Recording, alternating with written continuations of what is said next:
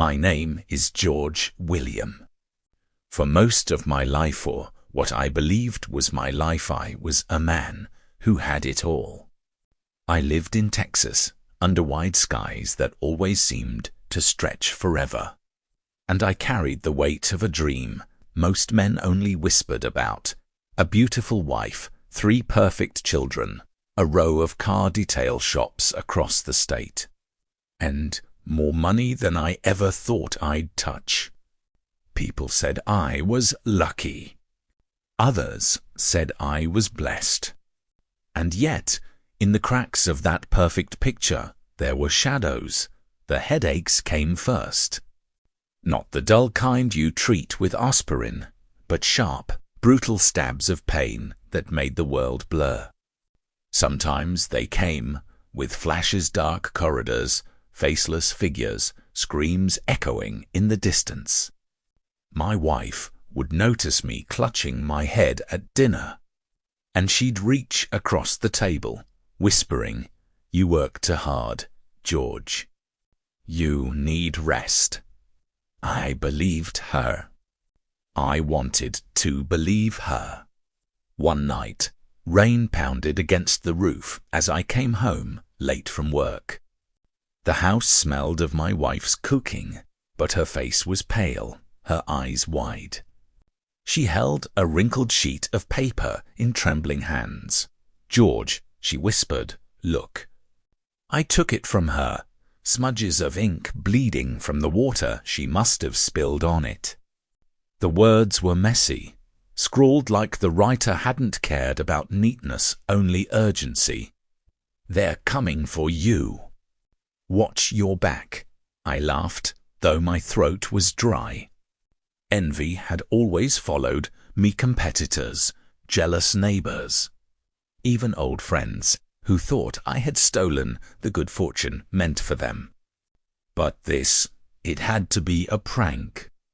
I kissed my wife's forehead, tossed the note into the trash, and told her not to worry. But her eyes lingered on me long after I turned away.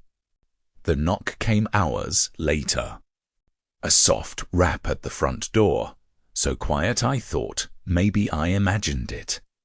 But when I opened the door, no one stood there. Only a box, soaked through by the rain. I bent down, heart pounding against my ribs, and carried it inside. With trembling hands, I pulled open the lid. Inside lay a severed hand. Cold, rigid, bloodless. The room tilted. My stomach lurched. My wife screamed, covering her mouth as if to trap the sound. The police filled the house an hour later, boots muddy, radios crackling. They lifted the hand with latex gloves, speaking to each other in clipped voices. When I demanded answers, all they could say was, "We'll run prints. We'll let you know." Days later, 2 officers returned, their eyes heavy with something worse than sympathy. "It's your brother, George. Mike. The prints match." The world crashed inward. My brother. My blood. Gone. For days, I moved like a shadow through my own life. The laughter of my children echoed faintly, like I was hearing it from underwater. I stopped sleeping. Every sound outside the window felt like a threat. My wife tried to comfort me, but her touch felt far away, like she was drifting into another world. Then came the second box.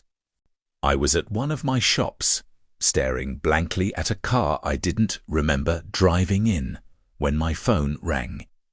My wife's voice was sharp, panicked. "George, it's here again. Another box."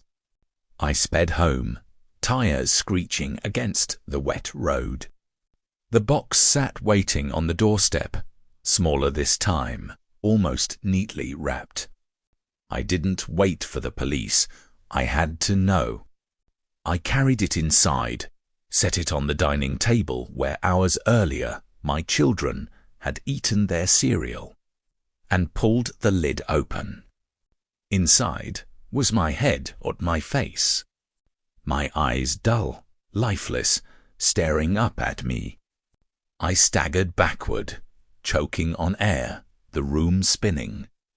My wife screamed, my children cried, and then silence. Everything blurred, the colors drained from the room. The walls melted into white. I woke up in a metal bed, the air sterile and cold. White walls surrounded me, bare and silent. My heart raced as I sat up. There was no wife, no children.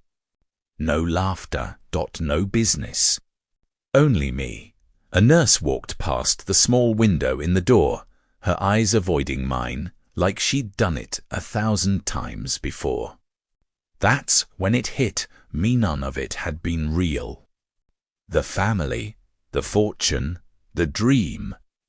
It was all a lie my mind had woven. A fragile illusion to keep me safe from something darker.